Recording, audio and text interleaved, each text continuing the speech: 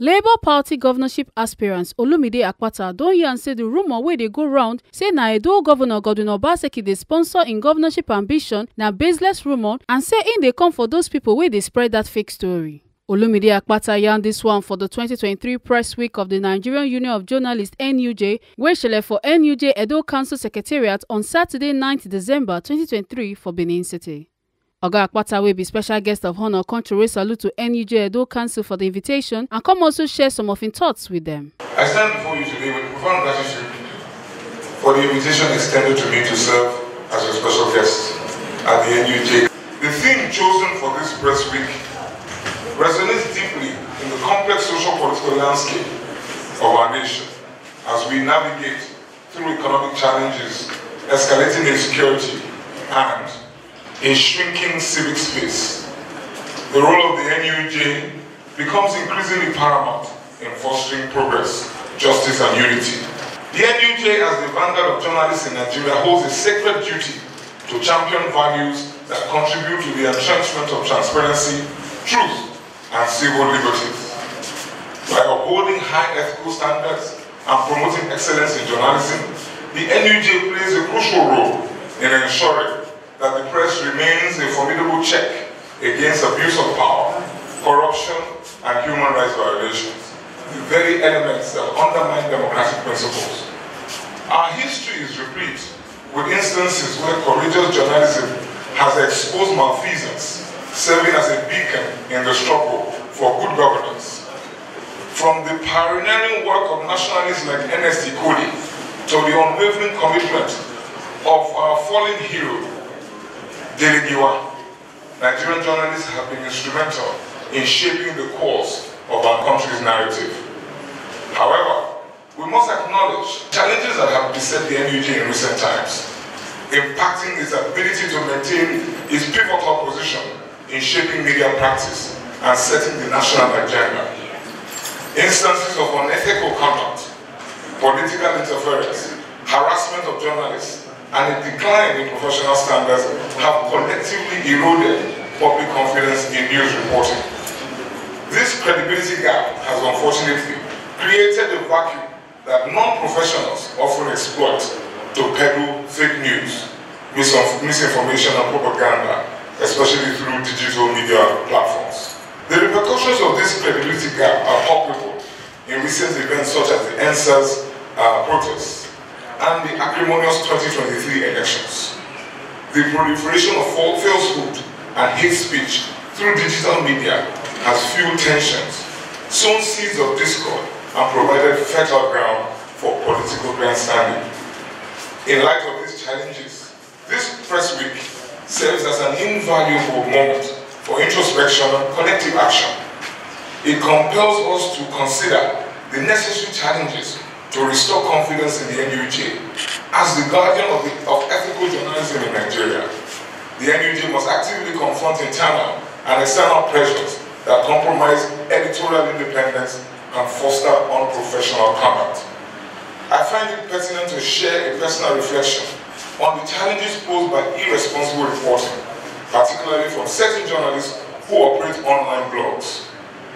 As someone who has experienced and is currently experiencing firsthand the repercussions of inaccurate and sensational news, I understand the profound impact such practices can have on individuals and institutions.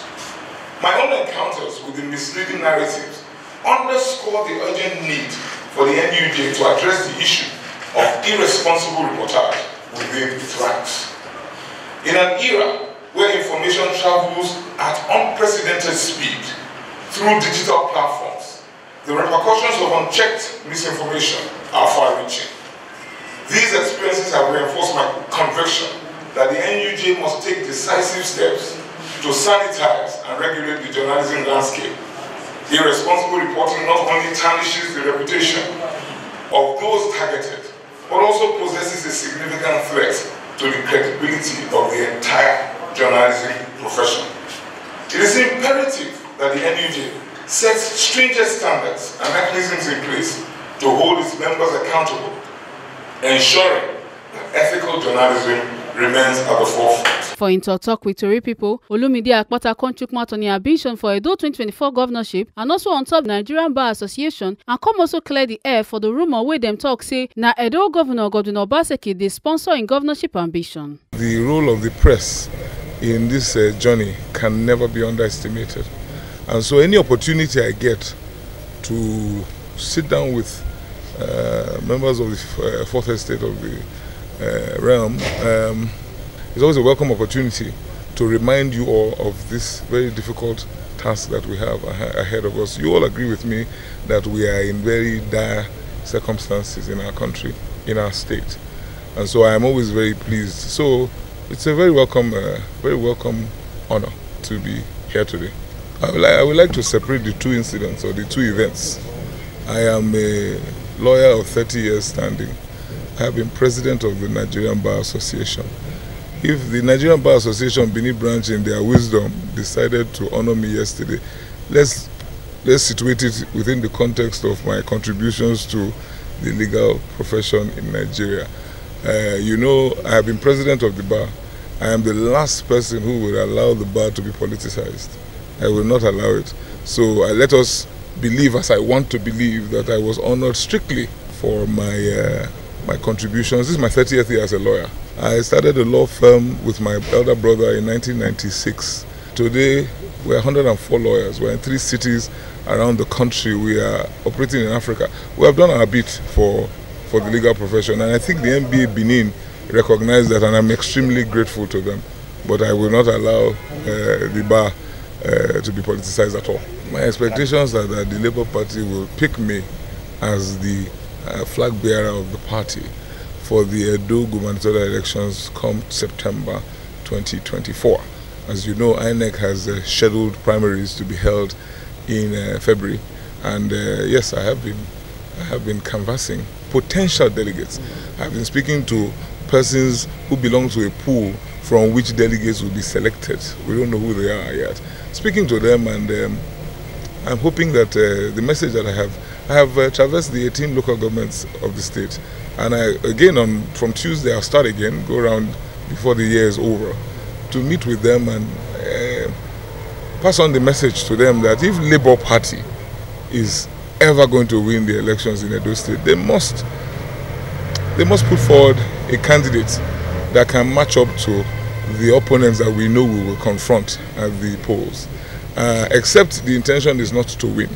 If the intention is to win, it must be pound for pound. We cannot be comparing apples and oranges. You must compare apples and apples. And so there are certain attributes that a candidate in the elections of next year must have across party lines. A party who feels a candidate who is lacking in any of those particular aspects will be selling itself short, or as they say, will be shooting itself in the foot. I have been a lawyer for 30 years. I have worked only as a lawyer. Maybe a few businesses on the side that have come out of the fact that I'm a lawyer. So I have paid my dues, and I think I have succeeded, right? So I have now, and I'm one who would always, as the Americans would say, I put my money where my mouth is. So if you believe in something, it is when you are able to spend your treasure on what you believe in, that's when you can be taken seriously. So I don't know when they say money bags, and you know, these people who say money bags, before I came to the scene, they have been spending their money. So I just wonder, what the issue really is. You know, when people get uncomfortable and they see a competition that they really cannot match up to, they must look for, they say give a dog a bad name so you can hang it, right? What are you talking about? Money bag, what does that mean? I show up and I say I want to support the Labour Party. I show up and say our Labour Party, as you know, of the major parties in Nigeria, Labour is not as financially buoyant as the other parties. So it is important that all of us who are true party men must come together and help our party. And then they say you are a money bag. I shrug off those kind of accusations. He who is without sin, let him cast the first stone. If it is a question of all, politics is expensive world over. There was a second strand to your question, that I am sponsored by Obaseki. An unfounded rumor, baseless, It was bandied around by two irresponsible online blogs who I shall be going after with all the venom that I can muster. Because my approach to fake news is that you nip it in the bud and you deal with it before it festers. And it's also been bandied around by some disgruntled politicians in both camps, including my party. And I say to them that that's a very weak argument or weak reasoning.